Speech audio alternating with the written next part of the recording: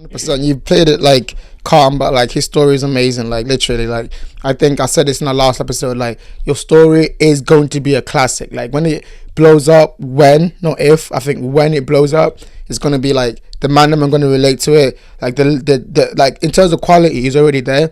But I know you're just gonna keep refining it and finding it because you're obsessed. Just like everyone who does anything good, you're like obsessed with it, and like that's really important. But yeah, like it's gonna blow up. It's gonna be so popular. It's gonna be so successful.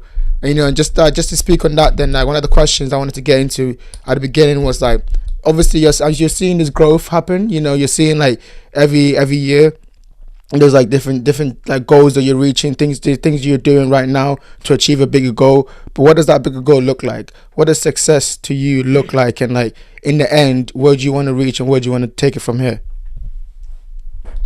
So success in my eyes is really just achieving everything I set my mind to.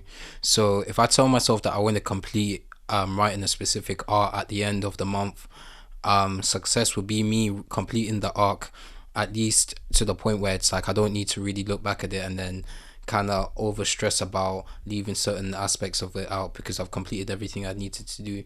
And when it comes to like the long term overall goal, really it would probably just really be like getting to a point where I'm at least releasing like what's it called, every single issue, and each time I drop an issue I can at least get, actually it's not even there, I'd probably say success is when it gets to a point of adaptation into like probably maybe an anime or even or a series, because it's like I really want people to watch it, especially because I've got a lot of musical elements which I've incorporated into my story.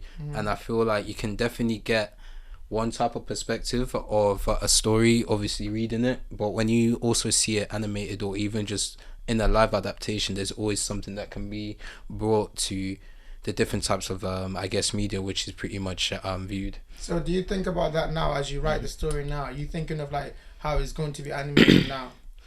Yes, I do, because realistically when it comes to me writing the story, I feel like I need to have a perspective of how I want how it would look in all types of adaptations. Mainly I'm just looking at obviously the anime and like the comic. I know it sounds kind of weird that I'm saying anime and comic, but realistically it's because I want the story to be presented as a comic, but when it's viewed it's going to be animated like an anime.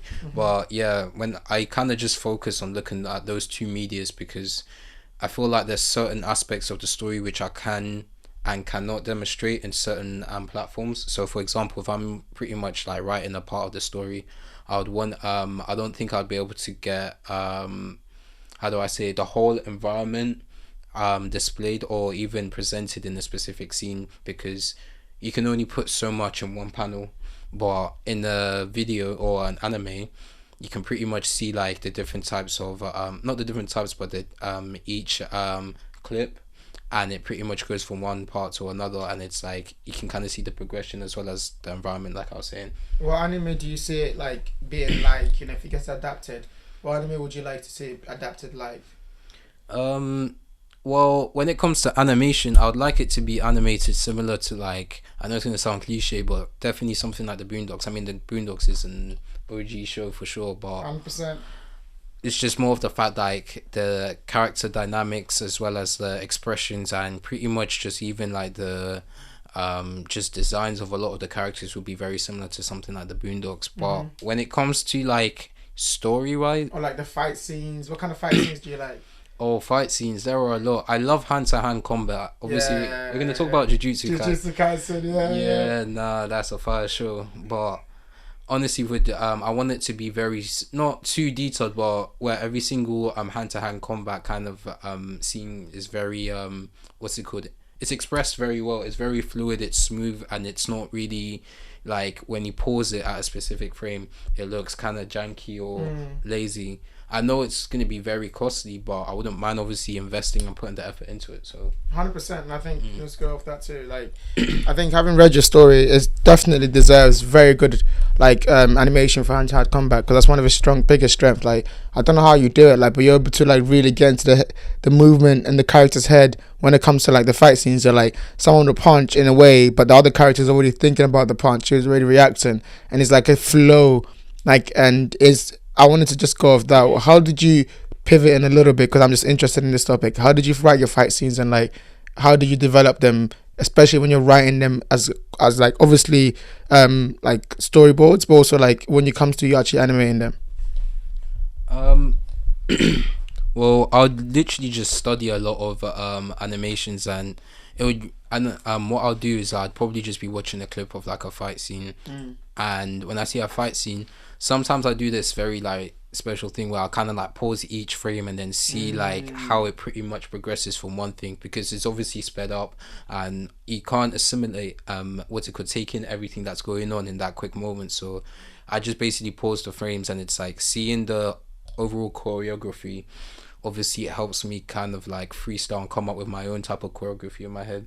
On top of that as well, I also kind of get inspired of what's it called, just pretty much something like leisurely activities. So for example, boxing, when I do boxing, obviously there are different drills in remembering different what's it called, just exercise, not even exercises but drills, so you can pretty much know how to learn footwork as well as like body posture. And it's like I incorporate some of the things that I learned from my boxing classes sometimes into the fight scenes. I kind of like say like, okay, if he throws a right jab, what would be like a suitable way to dodge it? And obviously because I've been taught how to dodge in like obviously some of the sessions, I would then end up kind of using that to kind of just come up with my own kind of story.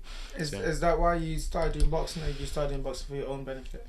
I did boxing more for my own benefit. I was in a mindset of just trying to kind of like learn different types of skills, because I didn't, I mainly just did boxing because it's like I just felt like it was necessary for me to at least learn self-defense. Not that I felt like, oh, I'm in a place where I need to defend myself, but if I were to learn something, let me just at least learn something like boxing. It was just like I picked it up, and then from there came perks with what's it called, the idea of obviously incorporating it into my story.